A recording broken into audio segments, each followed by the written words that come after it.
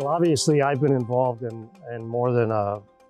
close to a dozen IPD projects. And I can honestly say that when you have everyone part of the contract, for example, that is going to make the trade partners act differently. It's difficult at the beginning because you have a mindset of taking care of your own company.